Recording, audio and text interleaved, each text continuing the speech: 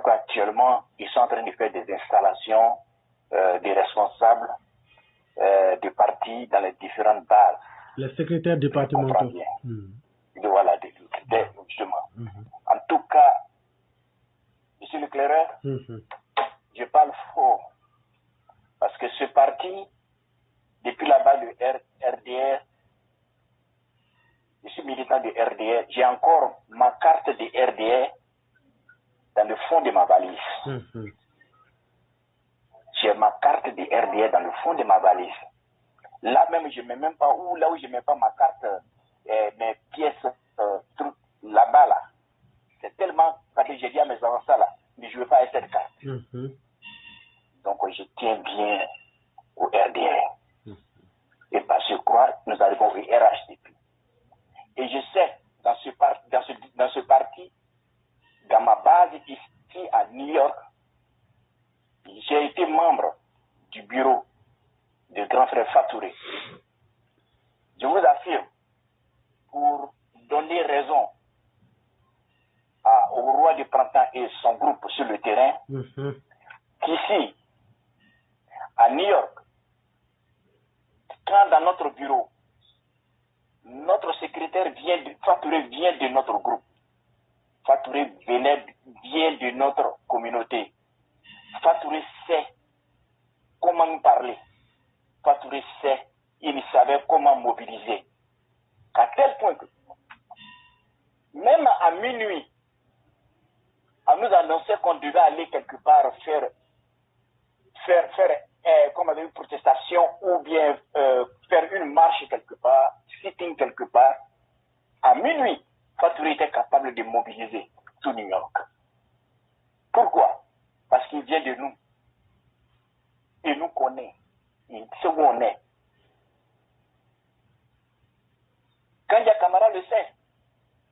Kandia Camara le sait. Aujourd'hui, là, le responsable que nous avons ne peut même pas mobiliser. Même si on lui donnait un mois, il ne peut rien faire. Le responsable qu'on a là ne peut pas mobiliser. Qu'est-ce que je veux dire? Si le responsable de la base ne vient pas de la base, le parti est décapité, est coupé complètement de ses militants. Ça, il faut que les responsables du HDP retiennent ça. Ils doivent retenir ça et se réveiller avec ça, dormir avec ça, réveiller avec ça. Quelqu'un qui ne vient pas d'une base, vous imposez quelque chose, quelqu'un à la base, je vous assure, vous avez décapité le parti. Surtout ça, pour ça, je tenais à intervenir aujourd'hui sur cet aspect-là, pour donner raison au roi du printemps. Le travail qu'il est en train de mener sur le terrain, il y a beaucoup d'hommes, les gens ne voient pas la chose venir. Mais en tant que cartésien, on voit le mal venir, le danger arriver comme ça, en vitesse, à vive allure. Il est en train de crier, personne ne l'écoute. On le regarde, on le voit, on dirait un monstre. Alors que le monsieur, il a raison. Le roi du printemps a raison. Il y a un danger qui est en train de guetter. L'ennemi s'est transformé, a pris une autre forme. L'ennemi était en rombo. L'ennemi s'est transformé en panthère. S'est transformé aujourd'hui, l'ennemi est devenu serpent. Le serpent est parmi nous. Si on ne fait pas attention, au moment où on va s'en rendre compte, on serait tous laminés. Et il serait tard. Je vous affirme. Les souris, ces gars qui vous parlent, qui viennent là en souriant, sachez leur donner leur place. On ne refuse personne. Mais chacun a sa place. Place adéquate pour chacun. N'oubliez pas, les militants de base, les représentants doivent quitter des militants de base. À partir de là, vous conservez les liens entre le siège et la base. Vos communications vont arriver à temps. Sinon, l'ennemi va vous paralyser en vous imposant dans vos bases vos propres ennemis. Ils vont vous couper de vos militants. Je vous affirme.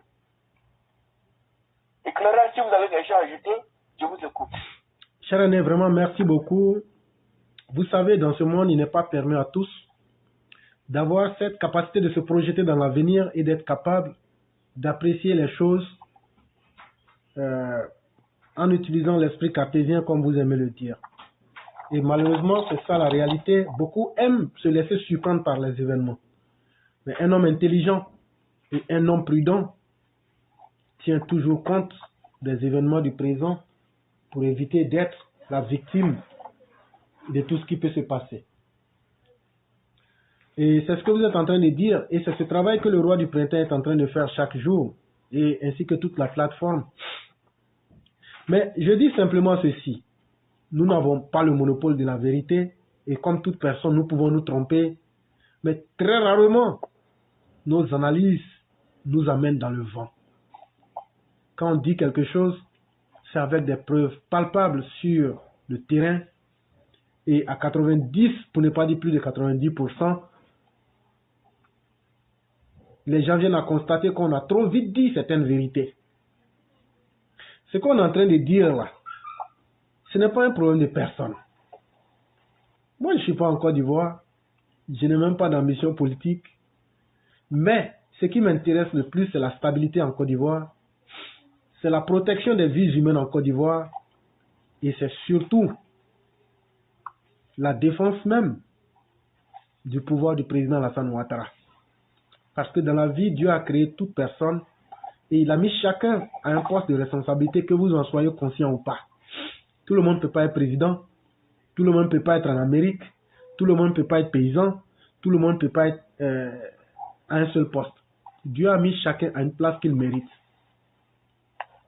Mais quand on sait se supporter, quand on sait s'encourager et quand on sait se conseiller, de façon automatique, chacun joue très bien son rôle.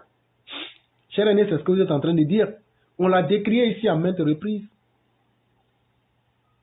Le président Ouattara est un homme d'exception, mais son plus gros malheur, c'est qu'il n'a pas les collaborateurs, dans la grande majorité, qui puissent lui dire les choses en vrai et essayer de l'aider à travers une communication qui soit à la fois honnête, mais efficace. Et vous aurez vu pendant très longtemps la communication du RHDP être basée sur l'auto-justification. C'est quand les autres accusent, quand les autres vous mettent en situation que vous les voyez en train de sortir pour se défendre. Une fois que déjà vous laissez les autres déterminer votre comportement en avance, c'est qu'ils vous contrôlent. Et pendant très longtemps, les opposants ivoiriens ont contrôlé la communication même du gouvernement. Ce qui est chose inacceptable. On a fait ce combat. Et au moment où nous avions été les premiers ici à dire que le parti allait très mal et que les cadres géraient le parti très mal et que le parti même était inexistant. Chers aînés, nos émissions sont là pour être témoins de ce que je dis. Les gens nous ont traités de tous les noms. Les gens nous ont dit ici que nous n'étions pas dans le vrai. Jusqu'à ce que nous prenions nos courages avec certains élèves de la classe pour aller déposer des pétitions pour dire que nous ne sommes pas du virtuel, nous sommes des hommes vrais. Et puisque vous contestez, nous sommes allés physiquement pour nous présenter. S'il y avait mort d'homme ce jour-là, ces personnes auraient été tuées. S'il y avait prison, ces personnes seraient allées en prison. Mais c'est parce qu'elles étaient sur la vérité et la dignité. Elles sont allées et à la lumière de la réalité, quand le chef de l'État a demandé la restructuration du parti, pas plus tard que toute l'avant-dernière réunion du RHDP, on a senti la nécessité non seulement de réformer, de faire la restructuration, mais il y a une seule information qui vient justifier tout ce que nous disions. Quand il avait été porté à la connaissance du chef de l'État, que selon les bases de données que les gens avaient, on avait plus de 700 000 militants sur le terrain. Mais qu'une fois en contact avec la réalité, on se rend compte qu'il y a moins de 200 000, à peine 200 000 personnes. Est-ce que ça, c'est pas une trahison même vis-à-vis du chef? Trahison. 3/4 de nos militants ont disparu. Parce que vous aviez persisté dans le mensonge. Et ce que je dis là, c'est le directeur même qui a donné ces chiffres-là. Mais pourquoi nous, on savait ça avant? Pourquoi moi et les élèves d'Accra, on savait ça avant? Est-ce qu'on est des magiciens? Si vous voulez être faux, soyez faux, assumez. Mais nous, ce qu'on dit là, si vous êtes garçon, que vous soyez RHDP, que vous soyez opposant, on vous a ouvert notre plateforme ici. Et on a dit, pour venir ici là, viens avec tes arguments. Tu montes tes arguments, on te laisse parler. Mais jusque-là, on n'en trouve pas. Celui qui avait été le plus courageux est venu nous dire ici que la Banque mondiale a dit que le PGDEC était un projet fulgurant de succès. On lui a dit, donne le propos, le rapport de la Banque mondiale. Jusqu'à aujourd'hui, l'individu se recherche dans la nature. Nous ne sommes pas une bande de plaisantins. Nous couvrons en domaine professionnel toutes les couches socio-professionnelles. Quand on parle l'ancien, quand Berthier vient parler du transport, là, que vous l'aimiez ou pas, vous savez qui connaît. Il connaît mieux que moi-même. Dans le domaine médical, là, qu'est-ce que moi je peux dire devant vous? Dans le domaine économique, on a des gens ici qui sont des directeurs d'entreprises, des multinationales internationales, des multinationales dans le monde. En matière de gestion d'entreprise, vous pouvez parler plus que ceux-là. Et donc, ceux qui se blaguent pour mentir aux militants RHDP, ce que vous voulez entendre là, quand quelqu'un veut vous blaguer pour vous mettre dans malheur là, il vous dit ce que vous voulez entendre. Et nous, là, on n'est pas venus pour ça. Moi, je ne veux pas perdre mon temps pour venir vous dire ce que vous voulez entendre. Moi, je viens ici pour vous dire la vérité que je connais. Et ce que je ne connais pas là, je dis devant tout le monde, je ne connais pas. Parce que je ne suis pas là pour chercher un poste, je ne suis pas là pour chercher de l'argent, je ne suis pas là pour chercher de la publicité. Parce que, à la réalité, si on ne dit pas la vérité là, les gens seront surpris. Là où les gens peuvent être capables de mentir au chef de l'État, là où les gens sont capables de mentir, les cadres ont menti à Alassane Ouattara. De 2015 jusqu'en 2022, ils ont menti à Alassane Ouattara. Et les derniers chiffres que le directeur m'a confronté avec le terrain ont donné raison à la classe éclaireur pro-vérité. Mais nous, on savait ça depuis pratiquement des années.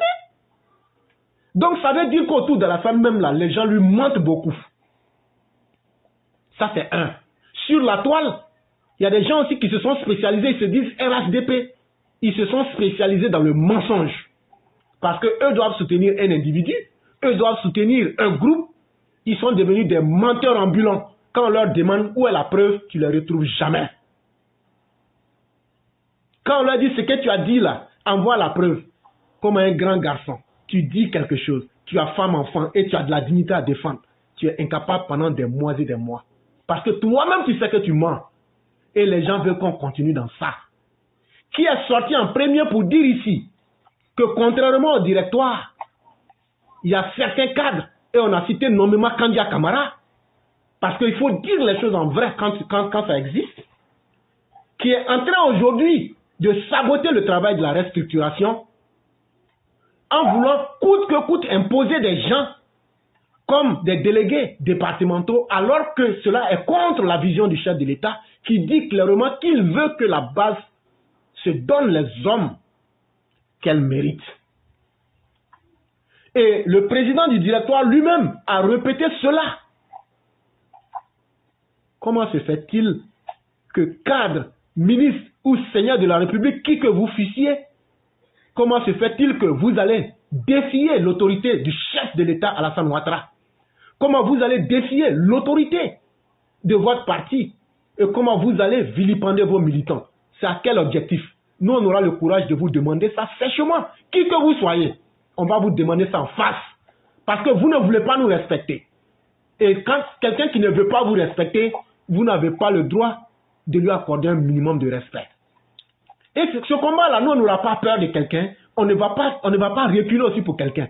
On n'a pas dit qu'on va gagner ou même qu'on va perdre. Mais nous, on va dire ce qu'on pense. Maintenant, aux militants eux-mêmes de se déterminer. Nous, on ne peut pas on ne peut pas réaliser leurs rêves à leur place. Nous, on ne peut pas aller parler à leur place. Mais ce qu'on fait déjà là, c'est un travail d'anticipation. On l'a dit pour avertir, mais la réalité elle veut nous donner le travail. Dans le Haut-Sassandra, la même chose se passe. À Daloa, la même chose se passe. Hier, vous avez entendu ici le frère Wallace en train de dire aussi que du côté du Denguele, c'est la même chose. On me dit aussi que du côté de Bouaké, c'est la même chose. C'est grave. Mais finalement, ils veulent saboter la restructuration parce que eux, qui sont des esprits faibles, ne peuvent pas accepter qu'il y ait des esprits qui puissent canaliser les choses et dire la vérité. Et donc, qu'est-ce qu'il faut faire? Restructuration, vous avez demandé, contre notre gré, on va vous le concéder. Mais ces personnes prendront le soin de saboter méthodiquement de la base jusqu'au sommet. Ils savent qu'ils ne peuvent pas atteindre Alassane Ouattara. Mais l'échelle intermédiaire, puisque eux-mêmes ils savent déjà qu'ils sont à certains postes de commandement dans la République, il faut maintenant saboter la chaîne de commandement du parti avec des gens, des personnes, des lèche-bottes, des gens sans dignité que eux peuvent contrôler. Et comme ça, il leur sera plus facile de manipuler la réalité sur le terrain et de continuer à mieux mentir au chef de l'État. Et lorsque celui-ci va demander, ils auront toujours l'option de lui dire, mais tu avais demandé restructuration, c'est ce qu'on a fait, comme tu avais demandé, on ne comprend plus ces personnes. Mais votre jeu malsain là, de la même manière que vous avez menti à Alassane Ouattara, qu'il y a plus de 700 000 militants, et que la toute dernière réunion a prouvé qu'il y avait moins de 200 000 militants, vous voulez mettre Alassane dans la honte en 2025, en continuant à mentir. Parce que si vous prenez des gens qui sont indignes, des gens de lèche-bottes, c'est à vous qu'ils vont faire plaisir d'abord avant le chef de l'État. Et nous disons non. Et nous n'allons pas nous taire. Et nous n'allons pas accepter. Voilà la grande différence entre vous et nous. Nous, on n'a rien à perdre. Ça aussi, ça compte dans la balance. Et donc là, on n'aura pas peur de vous. Et on ne va pas vous regarder dans les yeux pour vous dire ce qu'on pense. Et voilà la réalité. Si on ne se méfie pas, si les choses vont comme ça c'est une projection. Cher aîné, je te jure qu'en 2025, on aura exactement les 1/3 des prévisions. Oui. Et ça va faire que le président va se retrouver en minorité. Parce que la majeure partie des 3/4 des militants auront été déçus. Parce que la stratégie, c'est quoi? Les vrais militants qui sont dans les bases, si on les décourage aux 3/4, eux maintenant qui contrôlent les 1/3, eux ils vont être contents et le monde va continuer. Et vous pensez que nous on va s'asseoir pour vous regarder? On vous l'avait dit. Les élections municipales à venir seront le test de 2025. J'ai même fait un texte sur ça pour expliquer les plans de l'opposition. Mais au sein du RHDP, sachez que même s'il faut susciter des indépendants, si vous ne changez pas votre manière, moi je le dis maintenant au chef de l'État, je le dis aussi au directoire, si vous ne dites pas à ces personnes-là qui sont en train de saboter le travail actuel, ne soyez pas surpris qu'ici sur cette plateforme on va soutenir des indépendants. Parce que normalement ça ne devrait pas. On ne peut pas dire qu'on suit Alassane Ouattara et qu'on est RHDP et qu'on va soutenir des indépendants. Mais si les gens sabotent le travail sur le terrain et qu'ils mettent la majorité des militants en disgrâce ou bien en mauvaise posture parce qu'ils ont le moyen de frustrer les gens, sachez que naturellement, comment on appelle les indépendants, vont prendre leurs responsabilités. Et cela, on ne pourra pas le leur interdire. Parce que vous aurez abusé de votre rôle. Et c'est ce qu'on est en train d'expliquer ici, et c'est ce que le roi du printemps est en train d'être fait. Lui-même n'a pas demandé à être délégué départemental. La majeure partie des populations qui se sont plaintes, comme dans le secteur 10, M. Bamba n'a pas demandé à être départemental. Mais pourquoi ces personnes luttent pour qu'il y ait la volonté des bases? C'est pour que des personnes vraies, c'est pour que des personnes qui sont en contact avec les vrais militants comme les Fatouré puissent être sur le terrain à partir des comités de base. Mais que non, il y a certains, parce qu'ils ont certains postes dans la République, il faut qu'ils abusent encore. Qu'est-ce que vous n'avez pas eu dans cette République-là? Madame Kandia Kamara, il faut qu'on vous le dise. Elle a été militante. Madame Kandia n'a pas été plus militante que ceux qui sont morts. Il ne faut pas aussi penser que c'est parce qu'ils sont morts, parce qu'ils sont bêtes. À un moment là, les excès dans la République doivent prendre fin. À un moment, ça devient énervant. On vous a donné le chiffre de 15% ici que vous avez fait. C'est avec ça on va aller aux élections. Et il n'y a personne dans ce parti-là qui peut s'asseoir pour faire une analyse, pour dire, interpellons sur la vérité. Nous, on va le faire ici. Et surtout les débordements dans le comportement, ça ne passe pas avec nous. Parce qu'à la fin de la journée, nous ne sommes pas des gens qui lèchent les bottes de qui que ce soit pour être capable de dire la vérité. Et moi, je le dis, si ce n'était pas à cause de Alassane Ouattara, ce parti-là, depuis très longtemps, beaucoup ont pris congé. Moi-même, à commencer par moi-même. Parce que le peuple auquel on parle là, c'est un peuple qui est dans une sauvagerie de moutonnerie. On leur parle, mais eux-mêmes ne comprennent pas. À un moment, il faut les laisser. Un jour va arriver là, quand on va se taire là, ils vont vous massacrer. On vous parle, vous ne voulez pas changer. Les gens qui veulent vous enterrer vivants, c'est eux que vous aimez, parce qu'ils vous disent ce que vous aimez. Continuez. C'est vous qui allez regretter. Toute la souffrance là, c'est vous qui allez supporter. Nous, on ne fait que vous avertir. Et donc, cher aîné, c'est ça. De toute façon, s'ils veulent détruire le parti, qu'ils le fassent de façon ouverte. En Côte d'Ivoire, là, si Laurent Gbagbo a pu créer un parti là, et que le RHDP, RDS sorti, le RDS sorti du PDCI là, un autre parti aussi peut sortir du RHDP. Ceux qui sentent qu'ils veulent faire la succession à Alassane Ouattara, ils peuvent décider de créer un parti. On ne va même pas les combattre pour ça.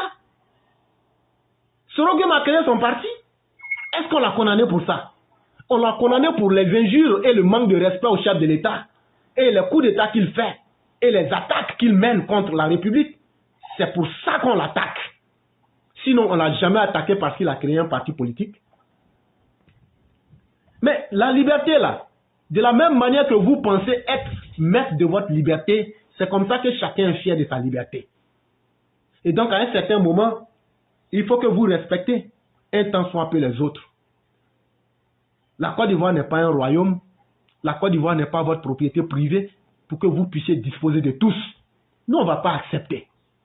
Et cher ami, merci beaucoup. Et l'exemple que vous avez donné est très illustratif de la réalité. Elle est très triste. Au moment où on devrait être en train de dire, de faire même